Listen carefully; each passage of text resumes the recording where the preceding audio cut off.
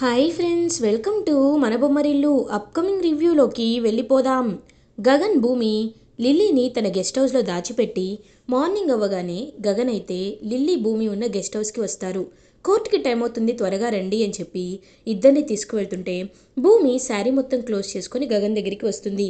హే, ఏంటి ఇలా ఉన్నావు, టైం అవుతుంది అని అంటారు. ఏం లేదు బావా, కొంచెం బ్లౌజ్ లేస్ కడతావా అని అడుగుతుంది భూమి. ఒక్కసారిగా గగన్ షాక్ అయిపోతాడు. హే, ఏం మాట్లాడుతున్నావు, నేను ఎలా కడతాను అని అంటారు. మరి అలా అయితే నేను వెనకాల నుండి కట్టుకోలేను కదా, ఈ ఒక్క హెల్ప్ చేయి, ఇదిగో మొత్తం రెడీ అయిపోయింది, ఇది ఒక్కటే ఉంది అని భూమి బ్రతిమలాడుతుంది. ఇంకా సో గగన్ ఏంటంటే భూమికి లేస్ అయితే కడతాడు. అదంతా చూస్తూ చాలా అంటే చాలా హ్యాపీగా ఫీల్ అవుతుంది భూమి. ఇలాగే నీకు అంచెలంచెలుగా దగ్గరవుతాను, ఖచ్చితంగా మన ప్రేమ ఎంత పవిత్రమైనదో, ఎప్పటికీ మన ప్రేమ ఎంతమంది అడ్డొచ్చినా తొలగదో నేను నిరూపిస్తాను అని పాపం మనసులో అనుకుంటుంది భూమి. ఇది ఇలా ఉండగా అపూర్వ, నక్షత్ర కోర్ట్కి రీచ్ అవుతారు. అప్పుడే కరెక్ట్గా నక్షత్రకి ఫోన్ కాల్ వస్తుంది. ఏంటి, తప్పించుకొని వెళ్ళిపోయారని ఇంతసేపు అయింది, మమ్మీ ఏమో ఫోన్ లిఫ్ట్ చేయటం లేదు, ఏమై ఉంటుంది అని భయపడుతుంటే అప్పుడే అపూర్వ వస్తుంది. మమ్మీ, నీకు అసలు కొంచెం కూడా టెన్షన్ లేదా, నాకు భయం వేస్తుంది మమ్మీ అని అంటారు. నువ్వెందుకు భయపడతావు, భయపడాల్సింది లిల్లీని తీసుకువెళ్ళిన వాళ్ళు. నువ్వేమీ కంగారు పడద్దు బేబీ, ఇవాళ వస్తే ఒకరి శవం గ్యారంటీగా వస్తుంది. న్యాయం గెలిచినా అన్యాయం వైపు వెళ్ళిపోయినట్లు ఖచ్చితంగా ఆ భూమి శవమో ఆ గగన్ శవమో రావడం ఖాయం బేబీ అని క్రూయల్గా నవ్వుకుంటూ ఉంటుంది అపూర్వ. ఇది ఇలా ఉండగా గగన్, భూమి, లిల్లీ కార్లో బయలుదేరి వస్తారు. అప్పుడే కార్ని కొంతమంది రౌడీలు అడ్డుకుంటారు. వెంటనే గగన్ కార్ దిగి ఆ రౌడీలందరినీ బాగా కొడతాడు. మీరు మీరు త్వరగా కోర్టుకు వెళ్ళండి, ఈ రౌడీలను నేను హ్యాండిల్ చేస్తాను అని లిల్లీని అండ్ భూమిని కోర్టుకి పంపించేస్తూ ఉంటాడు గగన్. కానీ కరెక్ట్గా అదే టైంకి ఒక రౌడీ గన్ తీయడంతో ఇంకా లిల్లీని కాల్ చేయాలి అని చెప్పి గన్ అయితే తీస్తాడు. గన్ తీసేసరికి ఒక్కసారిగా గగన్ అది చూసి పరిగెత్తుకుంటూ వచ్చి లిల్లీకి తగలాల్సిన బుల్లెట్ అయితే తనకి తగులుతుంది. ఒక్కసారిగా షాక్లో ఉండిపోతారనమాట. వెంటనే భూమి అండ్ లిల్లీ, పాపం గగనేమో కుప్ప కూలిపోతాడు. అయ్యో బావా బావా అని ఏడుస్తూ ఉంటుంది భూమి. భూమి, ఇప్పుడు ఏడ్చే టైం కాదు, నువ్వు త్వరగా త్వరగా లిల్లీని కోర్టుకు తీసుకువెళ్ళు, నాకేం కాదు నాకేం కాదు, మీరు త్వరగా వెళ్ళండి వెళ్ళండి అని చెప్పి ఇద్దరిని పంపిస్తూ ఉంటాడు పాపం గగన్. నేను ఇలా వదిలేసి నేను ఎలా వెళ్తాను బావా అని ఏడుస్తూ ఉంటే, చెప్పాను కదా నాకేమీ కాదు, మీరు వెళ్ళండి అని చెప్పి అనేసరికి ఇంకా వెంటనే పాపం భూమి అంబులెన్స్కి కాల్ చేస్తుంది. గగన్ని అలా ఇంకా అంబులెన్స్లో ఎక్కిస్తుంది దగ్గరుండి భూమి. నువ్వు త్వరగా వెళ్ళు భూమి అని కుప్ప కూలిపోతాడు గగన్. ఇంకా భూమి, ఎంతైనా బావ చెప్పింది కరెక్టే కదా, బావ ఇంతలా ప్రాణానికి తెగించి మరీ పోరాడింది న్యాయం గెలవడానికే, ఇప్పుడు న్యాయం గెలవకపోతే ఎప్పటికీ గెలవదు అని పాపం అలా భూమి అయితే లిల్లీని తీసుకొని కోర్టుకైతే పరుగు పరుగున బయలుదేరుతుంది. ఇది ఇలా ఉండగా కోర్టులో ప్రొసీడింగ్స్ అయితే స్టార్ట్ అవుతాయి. మీకు గడువు ఇచ్చాం, ఆ గడువులోపు మీరు సాక్ష్యాల్ని తీసుకువస్తామని చెప్పారు, మరి సాక్ష్యాలు ఎక్కడా అని అడుగుతారు.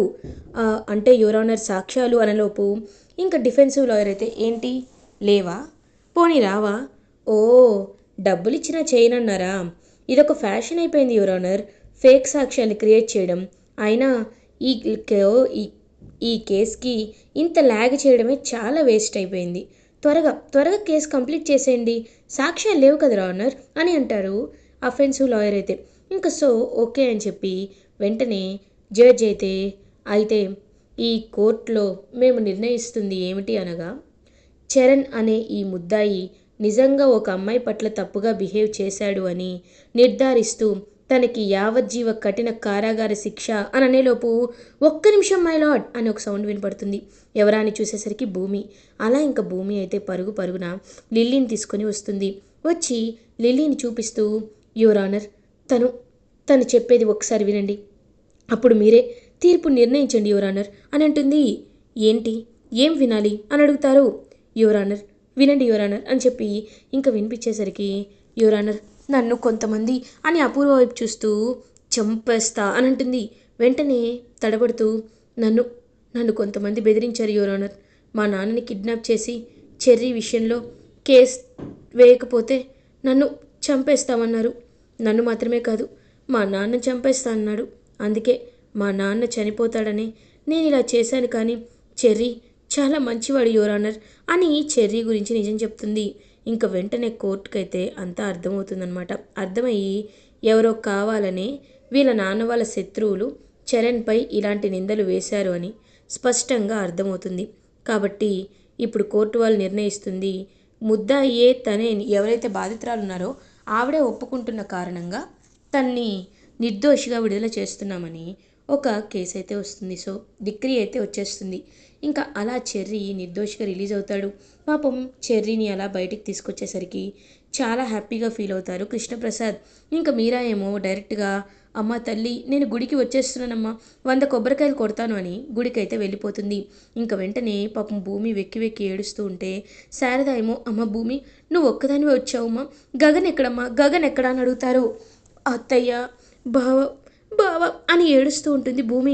ఒక్కసారిగా ఇంకా షాక్ అయిపోతుంది అపూరు. శారద ఏమైందమ్మా అని అడుగుతుంది.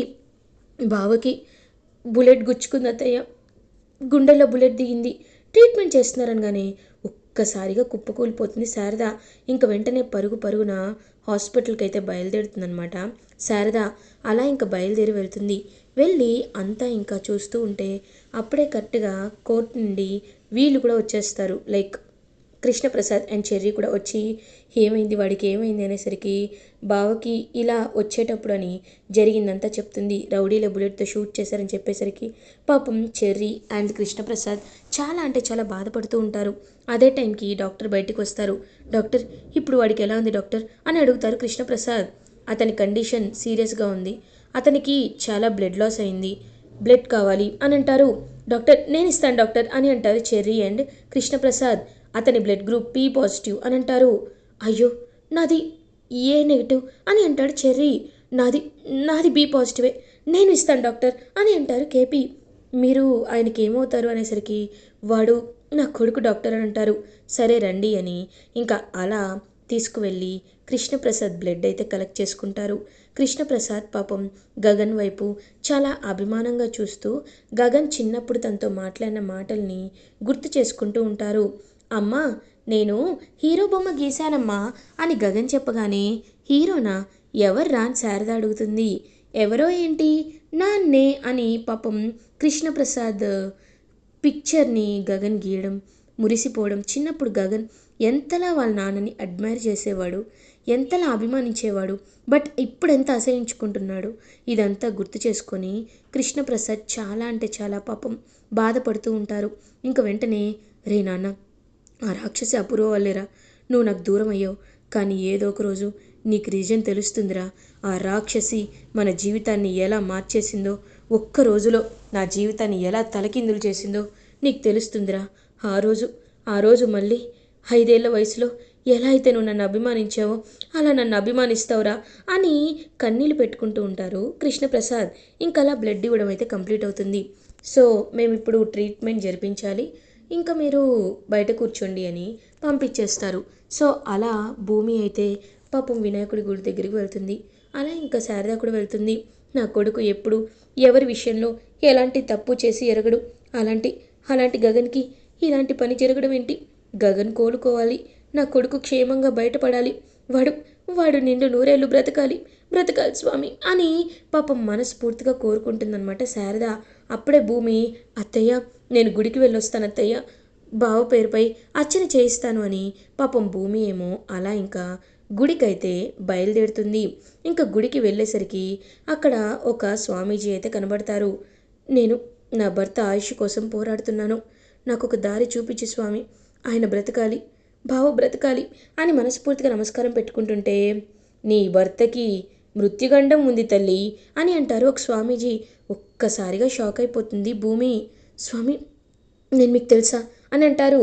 దేవుడు ఒక్కొక్కసారి ఒక్కొక్కరిని పరిచయం చేస్తూ ఉంటారు.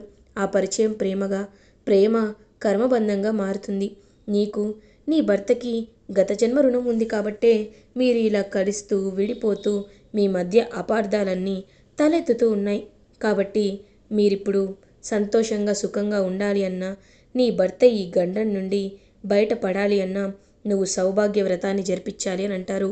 స్వామి ఎలా చేయాలో చెప్పండి స్వామి, నేను జరిపిస్తాను అని అంటుంది భూమి. అది నువ్వు అనుకున్నంత సులువేమీ కాదమ్మా. తను బ్రతకాలి అంటే నువ్వు చాలా త్యాగాలు చేయాలి. వాటి విషయంలో కొన్ని చెప్తాను విను. నువ్వు వెంటనే వెళ్ళి 100 బిందెలతో తలస్నానం చేసి అమ్మవారిని విగ్రహం పట్టుకొని ఈ గుడి చుట్టూ 101 ప్రదక్షిణలు చేయాలి. నీకు దారిలో ఎంత పెద్ద అడ్డు వచ్చినా ఆ అడ్డు మొత్తాన్ని నువ్వు తొలగించుకోవాలి. ఒక్కరి డిస్ట్రాక్షన్ని కూడా నువ్వు చేయకూడదు. ఒక్కరి విషయంలో కూడా నువ్వు కనీసం మంత్రజపం ఆపకూడదు. మృత్యుంజయ మంత్రాన్ని 101 సార్లు మనస్ఫూర్తిగా అంటూనే నువ్వు చేయాలి అని చెప్పేసరికి ఇంకా వెంటనే అలా బయలుదేరుతారనమాట. పాపం భూమి ఇంకా తలస్నానం చేసి అలా ఇంకా గగన్కి పంతులు గారు చెప్పినట్టే మృత్యుంజయ మంత్రాన్ని చదువుతూ గుడి చుట్టూ ప్రదక్షిణలు చేస్తూ ఉంటుందన్నమాట. భూమి కరెక్ట్గా అదే టైంకి తారా వాళ్ళు కూడా నిజం తెలుసుకొని వెంటనే వస్తారు. అయ్యో గగన్ గగన్ ఏమైంది మీకు అని ఏడుస్తూ ఉంటుంది తారా.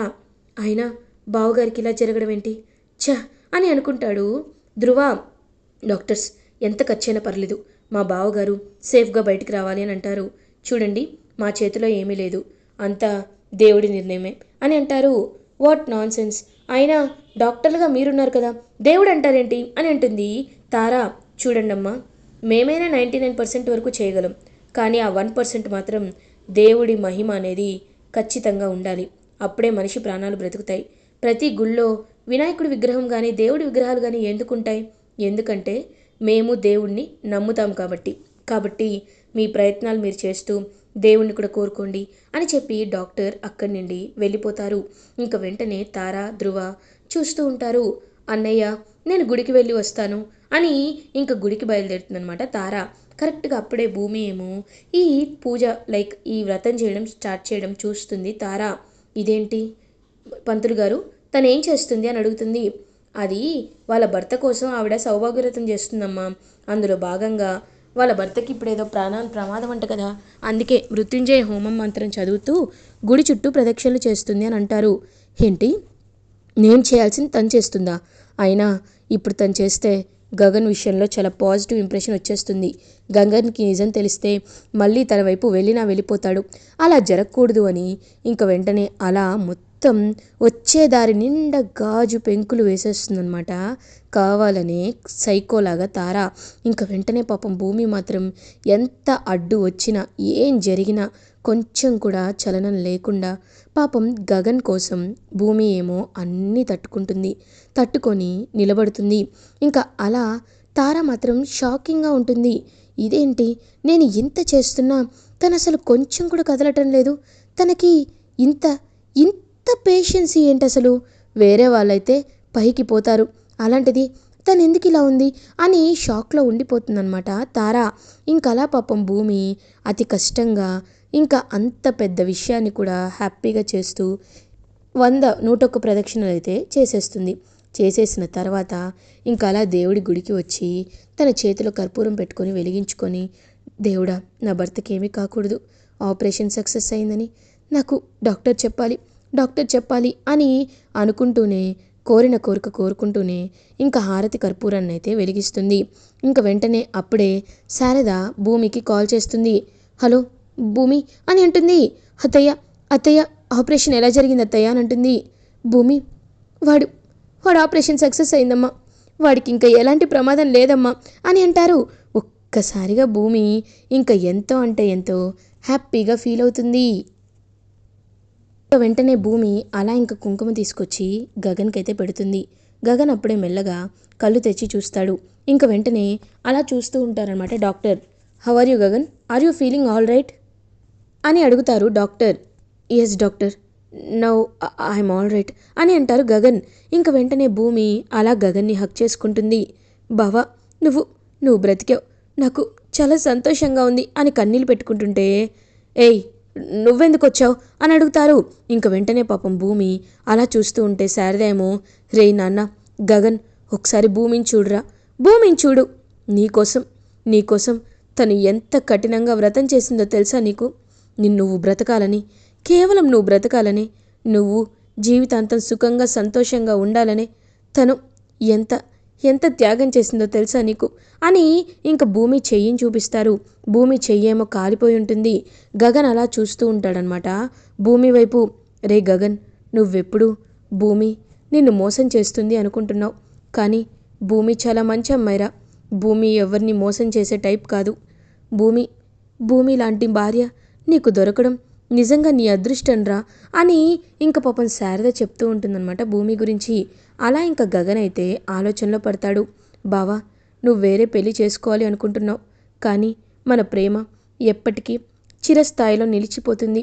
ఒక్కటి మాత్రం నిజం, అపూర్వనే ఇదంతా చేసిందని అపూర్వ నోటితోనే నేను నిజం చెప్పిస్తాను. అప్పటి వరకు నాకు కొంచెం టైం ఇవ్వు బావా, కొంచెం టైం ఇవ్వు అని అడుగుతుంది పాపం భూమి.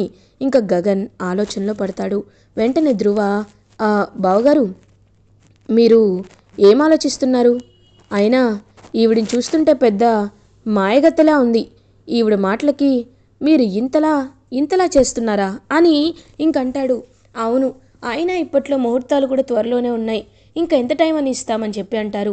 వెంటనే గగన్, 1 సెకండ్, నేను మాట్లాడుతున్నాను కదా, నన్ను మాట్లాడనివ్వండి. చూడు భూమి, పూరి విషయంలో నువ్వు చేసింది తప్పు కాదు అని నిరూపించుకోవడానికి నా దగ్గర ఎక్కువ టైం లేదు. నీకు నేను వారం రోజుల టైం మాత్రమే ఇవ్వగలను. ఈ వారం రోజుల్లో పూరి విషయంలో నువ్వెలాంటి తప్పు చేయలేదు అని నిరూపించుకొని అపూర్వ నోటితోనే ఆ నిజాన్ని చెప్పించగలిగితే నేను నీ గురించి ఆలోచిస్తాను, లేకపోతే ఆలోచించను అని అంటారు. ఇంక వెంటనే భూమి చాలా అంటే చాలా హ్యాపీగా ఫీల్ అవుతుంది. అదంతా చూస్తూ ఇంకా ధ్రువ అండ్ తారా మాత్రం షాక్లో ఉండిపోతారు. ఇలా ఎపిసోడ్ ఎండ్ అవుతుంది. ఫర్దర్ ఎపిసోడ్ రివ్యూస్ ముందుగా మీకు కావాలి అనుకుంటే మా ఛానల్ని సబ్స్క్రైబ్ చేసుకోండి. Thanks for watching.